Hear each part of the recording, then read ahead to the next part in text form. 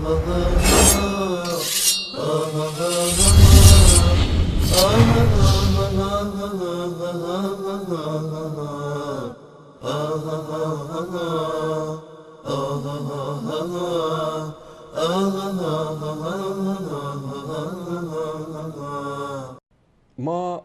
تقریبا فکر کنم یک ماهی میشه که در مورد عبدالله بن سبا صحبت کرده بودیم. کلیپ از قزوینی پخش کردیم از رئیس دروغگویان حوزه علمی قم، شیخ مفید زمان، شیخ مضر زمان میبخشید.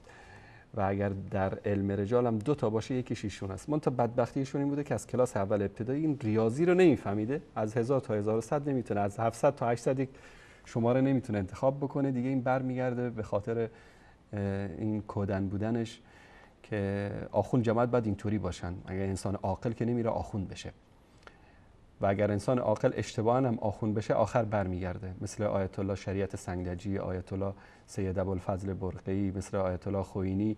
اینا آیات اعظامی بودن که چون عقل داشتن برگشتن. منتها اینا که هنوزم آخوند موندن و آخوند از دنیا میرن، اینا از شقی‌ترین، بدبخت‌ترین، کودن‌ترین انسان‌ها در جامعه میره آخوند میشه. چون اگر ذره عقل در وجودش باشه کسی نمیره آخوند بشه. من این آخوند رو کلیپ رو ازش پخش کرده بودم، حالا جا داره دوباره این کلیپ رو ببینیم.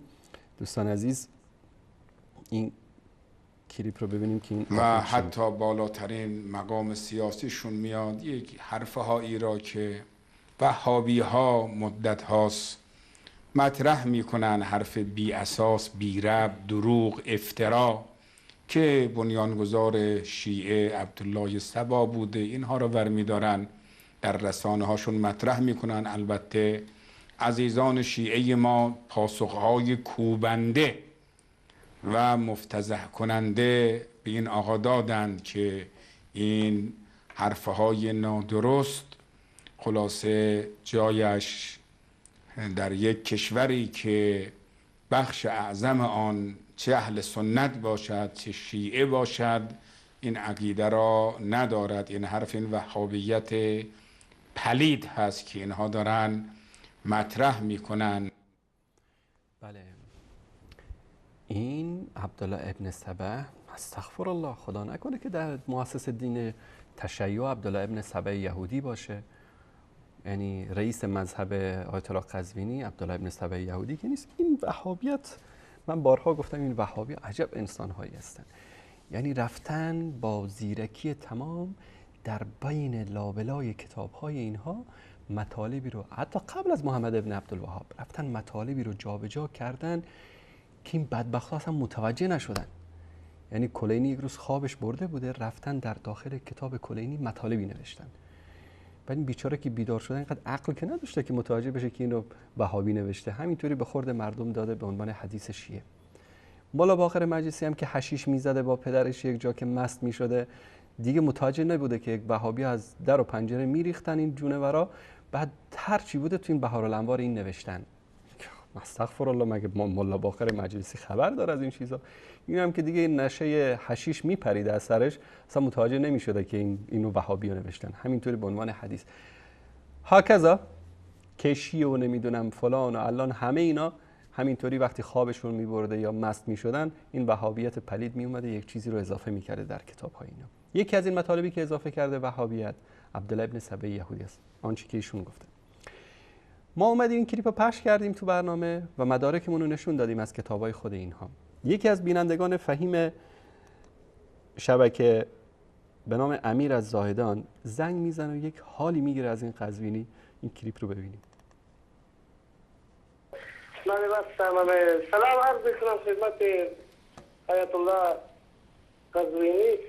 بله، سوال من بود که ایشان فرمودن که در کتابهای شیعه حتی در رجال کشی و در دیگر کتابها نیامده که عبدالله ابن سبا کسی بود که امامت علی رضی الله عنه را، حضرت علی رضی الله عنه را اولین کسی بود که پیگذاری کرد. خب اما اینجا یک روایتی هست که به دست من کتابی هست، الان من حضرت شمیگم میگه در کتاب رجال کشی که از معتبرترین کتب اسماء رجال شیعه هست، راجع به عبدالله ابن سبا چنین بیان شده است. خب الان تحقیقش است. میگه او اولین کسی بود که آهنگ واجب بودن امامت علی رضی الله عنه را علنی ساخت و از دشمنان و بیزاری از کجا نقل میکنه این و رو؟ مخالفان او را کافر دانست. امیر آقا امیر آقای عزیز، اول آدرس کتابش گفتم رو رجال بده. کشی. بله رجال کشی. کجای رجال کشی هست عزیز؟ صفحه چند آقا؟ نوشته صفحه 71. نه عزیز من، اینا همه دروغه پسر خوب. امیر آقا الان شما خود اون کتاب رو دارید؟ بله بینندگان عزیز، میگه پسر خوب اینا همه دروغه.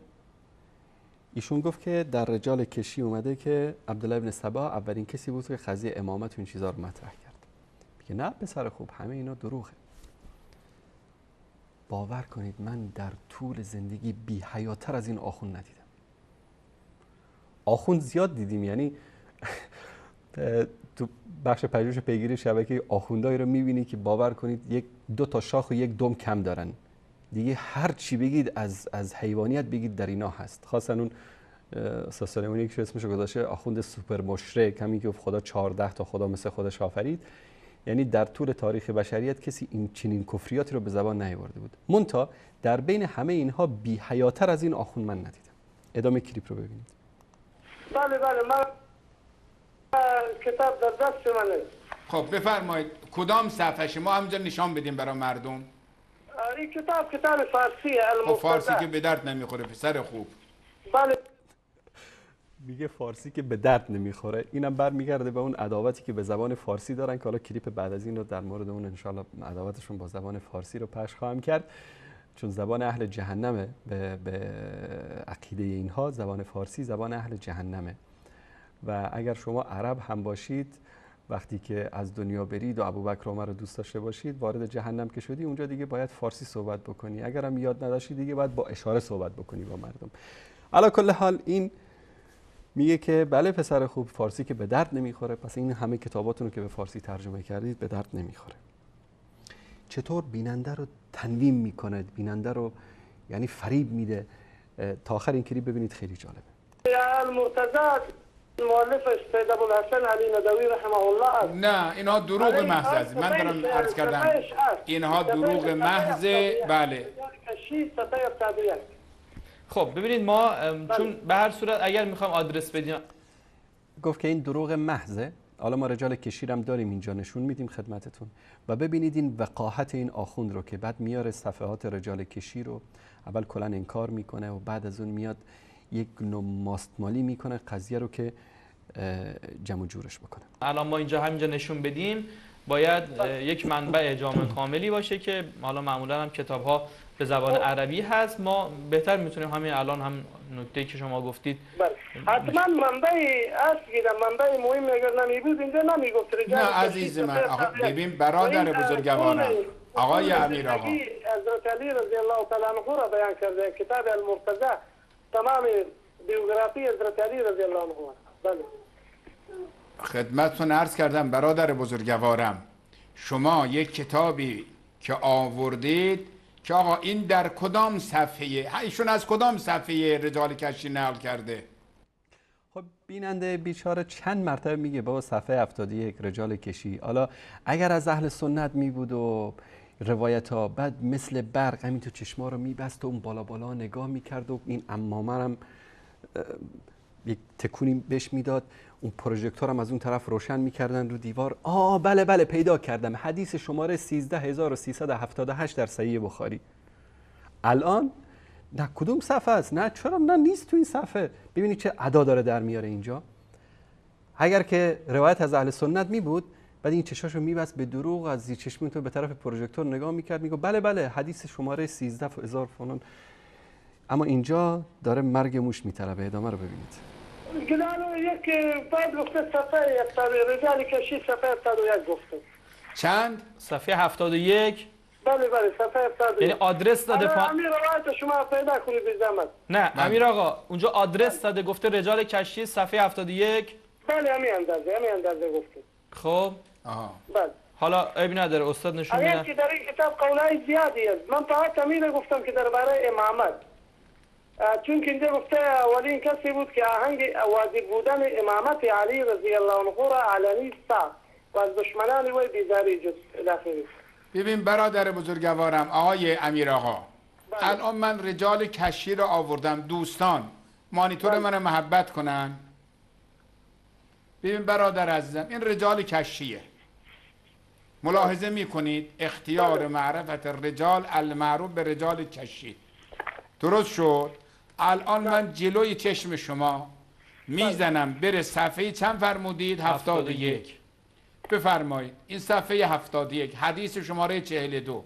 نصر ابن سبا و هو الغالی قال حدثنا فلان ذاک فلان. بفرمایید آیا اینجا شما مثلا اسمی از عبدالله سبا دیدی برادر عزیزم؟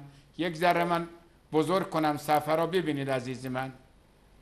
میبینید شما اینجا؟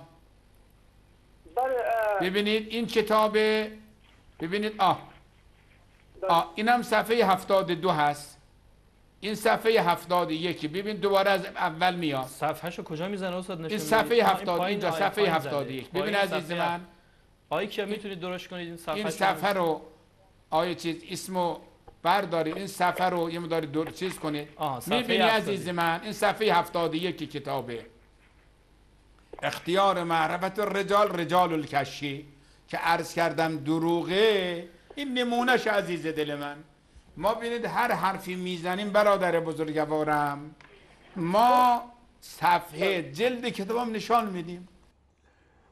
ببینید چطور داره فریبکاری میکنه در اینجا. بله ایشون خدا نکنه که دروغ گفته باشه. من این 100 و چند تا کلیپی که ما از ایشون پخش کردیم اصلا استغفر الله این در زندگی غیر از دروغ میبخشید غیر از راست چیز دیگه نگفته.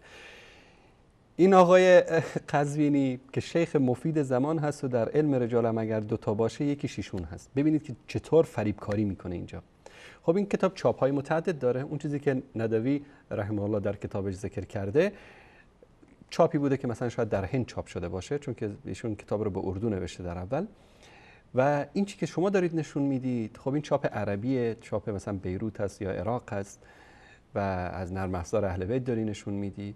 صفحات فرق میکنه، شما میدونی که در کدوم صفحه است. اگر میدونی ان كنت تدری فتلك مصیبه و ان كنت لا تدری فالمصیبه اعظم. اگر که میدونی و داری پنهانکاری میکنی که این مصیبته، که این عادتت اینطوریه. اگر که نمیدونی دیگه نمیدونم که کدوم احمقی به این لقب عالم علم رجال داده. ادامه رو ببینید. بعد که چون مجبور میشین، مجری هم بلد نیست قضیه رو جمع بکنه. این بیچاره میگه دروغه، میخواد مجری قطع بکنه تماس رو، اما مجری بدبخت هم در اینجا سوتی میده و به جای اینکه بخواد قضیه رو جمع بکنه بدتر این بیچاره رو لو میده تا که مجبور میشه که اون صفحه رو بیاره، اما یک خیانت بزرگی رو اونجا مرتکب میشه. خب این آقا میگه 71 این که چیز بوده. غلوای زیادی که عبدالله ابن سبا یهودی کرده در حق امام علی رضی الله تعالی عنه زیاد هستند. در همین کتاب هم خیلی زیاد. ما چه گفتیم عزیز من؟ عبدالله سبا در حق امیر المؤمنین آقای امیر آقای عزیز در او آمده که شما اینطوری گفتید، شما گفتید که در اون کتاب آمده نبوت و حتی خدا بودن حضرت علی، الوهیت خدا حضرت علی را که بیان کردن. بله. و غلو کرد او که اینجا سلامت امامت. اینجا من امیر را گفتم که یا آمده که آهنگ واجب بودن امامت علی رضی الله عنه را من خواستم امیر را بگم که اینجا آمده. الان منم این روایت را در رجال بچی منم حقیقتا ندیدم و که امامت علی امیر آقا یه کمی آرومتر امیر آقا یه خود آرومتر تونتون صحبت میکنید، ما متوجه نمیشیم شما چی میفرمایید. یه کمی آرومتر صحبت بفرمایید. الان ببینید اون موردی که شما آدرسی که شما دادید ما نشون دادیم. خب در اونجا چنین مطلبی نبود. خب پذیرفتید دیگه. خب الان من همین اندازه پذیرفتم که برادر عزیزم ببین آقای نظر بنده هم مبهم است. بله منم میگم مبهم. نگفته خودم کتاب جلد چند گتران اینجا پارسی که گفته که رجال کشی صفحه 101 اینا منم میپذیرم. اما این قبول نمیکنم که من شخص در این کتاب آقای امیر آقا عزیز جان ببینید یه لحظه گوش کن. دوستان مانیتور من محبت کنن. این صفحه 323 از رجال کشیه. میبینید عزیز من؟ دیدی صفحه 323 را؟ بله. آها این صفحه 323 حدیث شماره 170. ببینید ان عبدالله ابن سبا کان یدعی النبوة. عبدالله سبا نسبت به امیرالمؤمنین ادعای نبوت کرد. حرف این بیننده این نبود.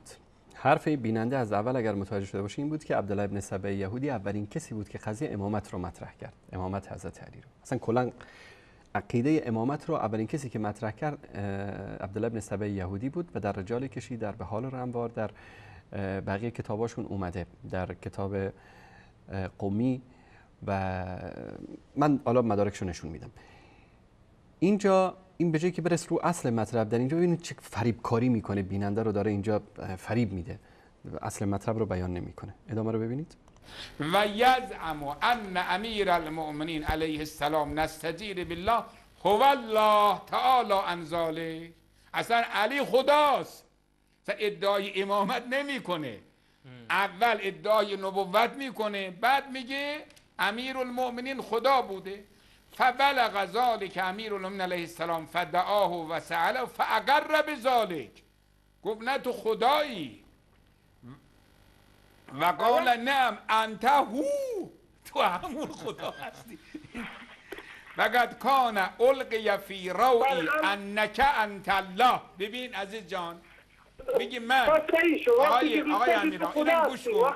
آقای امیر آقا عزیز جان، ببینید شما حرف میزنی ما گوش میدیم، ما هم حرف میزنیم شما هم آقایی کن گوش کن. وقد کان القی فی روعی، میگی من تو دلم اینطوری افتاده یا علی انک انت الله، تو خدایی، و انی نبیون، منم پیغمبرم. میبینی عزیز دل من چه بساطی داشته. بله این در کتاب های ما هست. بعد امیر المؤمنین گفت توبه کن، فابا، توبه نکرد. علی او را چند روزی به زندان انداخت، باز توبه نکرد.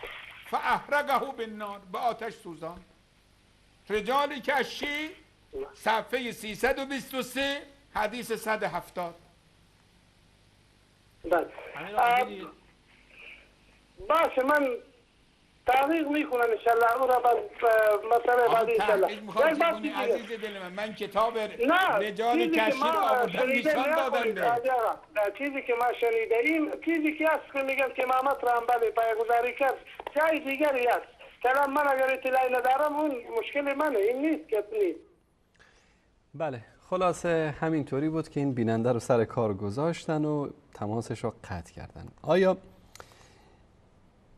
یعنی من الان میرم رو قضیه امامت و حدیث و رجال شیعه و اینم عبدالله ابن سبا و اینم رجال کشی، ببینیم که آیا واقعا این عبدالله ابن سبا یهودی این چی که میگن راست است یا نه. دوستان نشون بدن این صفحه رو. این کتاب اختیار معرفت الرجال المعروف به رجال الکشی، تالیف شیخ طائفه ابی جعفر محمد ابن حسن توسی. صفحه بعد شناسنامش.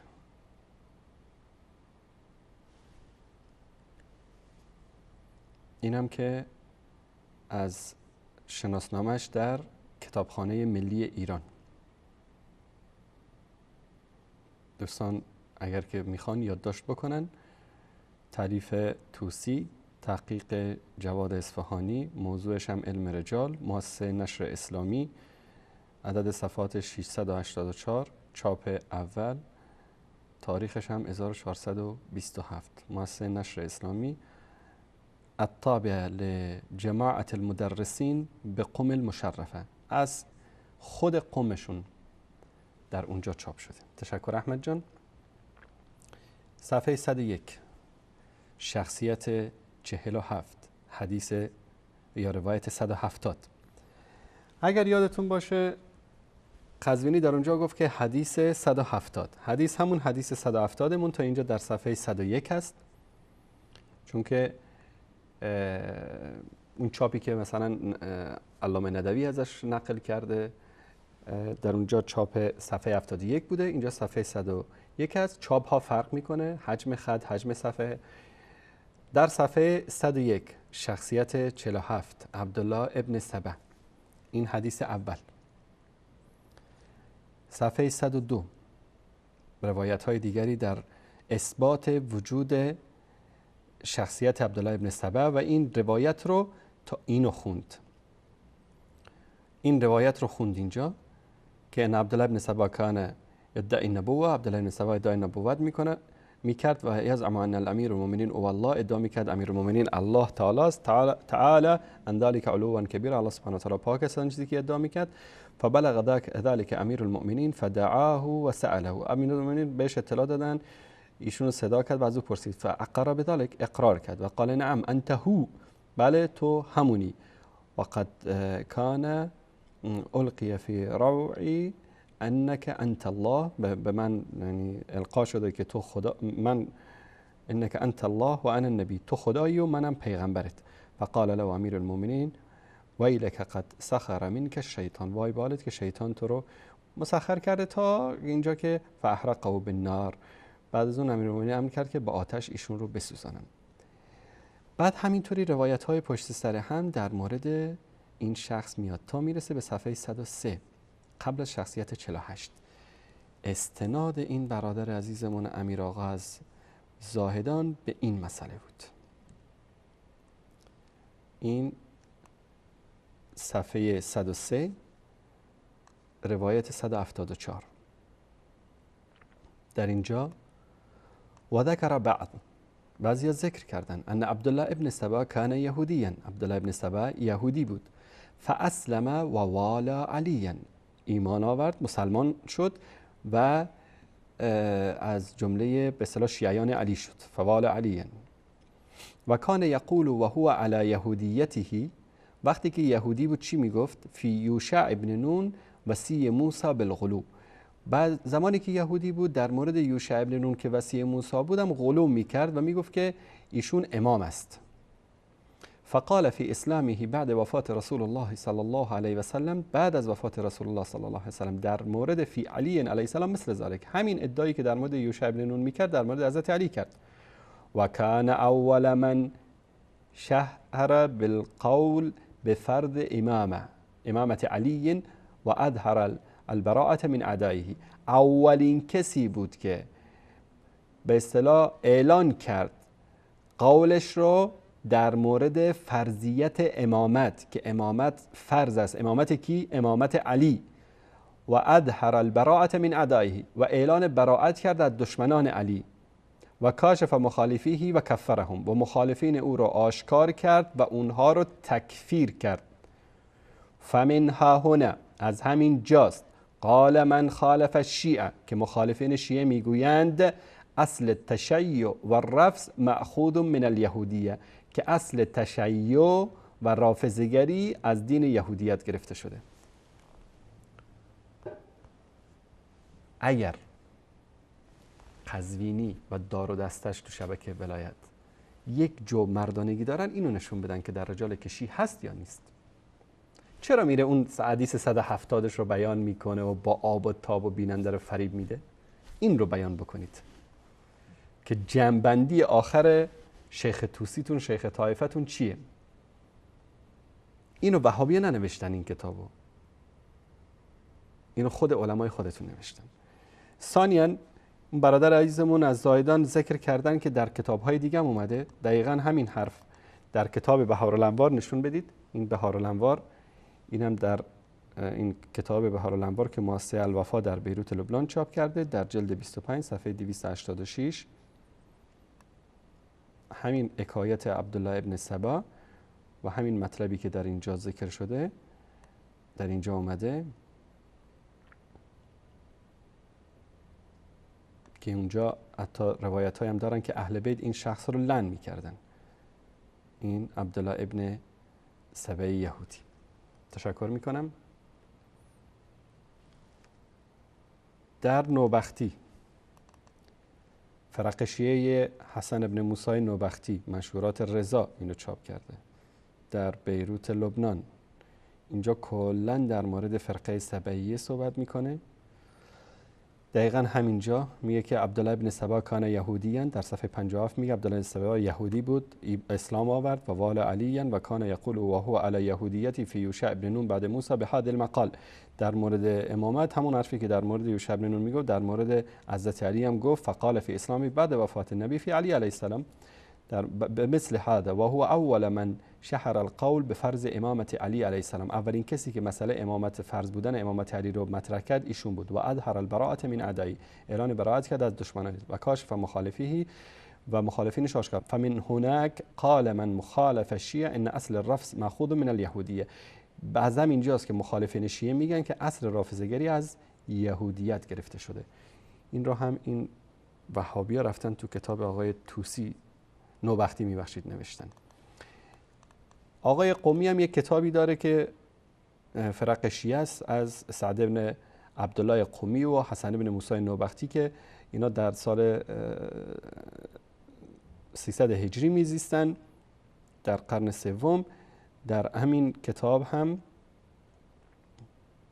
در صفحه 32 اینجا صفحه 32 از ایجان احمد جان اگر که لطف بکنین و زوم بکنی که ببینن صفحه 32 در این کتاب، بله اینجا خیلی به تفصیل نوشته. الان شیعه لعن ابوبکر و عمر میکنن، طعن ابوبکر و عمر و عثمان میکنن، قائل به فرضیت امامت هستن، علی رو امام میدونن و بقیه فرزندانش هم یا ذاتای بعدی رو هم امام میدونن. حالا این حرفا رو کی برای اولین بار در جامعه مطرح کرده؟ اینجا نوشته. اینم ما ننوشتیم، خودشون نوشتن. فرقه اومدن گفتن که علی نمرده و این طبعا این فرقه این ادعاش رو در زمان حضرت علی و بعد از علی خیلی بسط دادن این افکار رو که از این جمله فرقه سبعیه است، اصحاب عبدالله ابن سبا و کان اظهر الطعن علی ابی بکر و عمر و عثمان. این عبدالله ابن سبا که ظاهر کرد طعن بر ابی بکر و عمر و عثمان و صحابه و دیگر صحابه و تبرع منهم، از اونها اعلان براءت کرد. فقال و قال ان علی علیه السلام امر بذلك، گفت که علی به ایشون امر کرده این کارو. فاخذه علی فسأله عن قوله هذا فاقر به. حضرت علی هم ایشونو خواست امر کرد که اقرار کرد پیش حضرت علی که بله این کارو کرده. فامر به قتلی، امر کرد که قتلش بکشنش. فصاح الناس الی یا امیر المؤمنین. یعنی شما تصور بکنید حکم طعن و لعن وارد کردن به صحابه در زمان حضرت علی چی بوده؟ قتل. حضرت علی هر کسی که طعن وارد می‌کرده در ابوبکر و عمر و عثمان رو گردنشو می‌زده. این دلیل از کتاب خودشون. بعد از اون حضرت علی رو تبعیدش کرد، بعد از اینکه مردم اومدن گفتن نکشش. بعد چی میگه؟ و حکا جماعت من اهل العلم من اصحاب علی علیه السلام، یک تعداد از اهل علم از اصحاب علی، وهابی نه، اصحاب علی از اهل علم چی گفتن؟ ان عبدالله ابن سبا کان یهودیاً، عبدالله ابن سبا یهودی بود، فاسلم و وال علیاً، اسلام آورد و ولایت علی رو قبول کرد. و کان یقول و هو علی یهودیتی فی یوشع ابن نون بعد موسی علیه السلام بعد المقال. زمانی که یهودی بود در مورد یوشع ابن نون همین حرف امامت رو میزد. فقال في اسلامه بعد وفات النبی صلی الله علیه و سلم فی علی علیه السلام بمثل ذلك. بعد از وفات النبی صلی الله علیه و آله و سلم هم در مورد حضرت علی همین حرف رو زد. و هو اول من شهد القول به فرض امامت علی علیه السلام، او اولین کسی است که شهادت داد به فرضیت امامت علی علیه السلام و اظهر البراءة من اعدائه، و اعلان براءت کرد از دشمنان حضرت علی.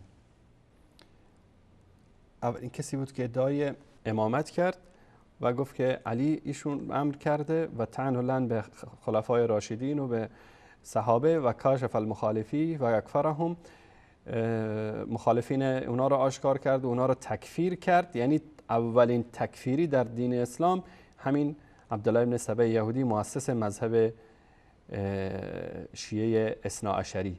فمنها هنا، از همین جاست که قال من خالف الشیعه، مخالفین شیعه میگویند که ان اصل الرفض مأخوذ من الیهودیه، که اصل رافضه‌گری از دین یهودیت گرفته شده. و بعد از اینم مفصل داستان عبدالله ابن سبا یهودی و حرفایی که میزده وجود داره. دیدید که این آخوند بی شرم بی حیا چطور این بیننده رو سر کار گذاشت و فرار کرد. طوری هم فرار کرد که دیگه کسی متوجه نشه. بله، کی گفته که این حرفا در کتاب‌های اینا وجود داره؟ آه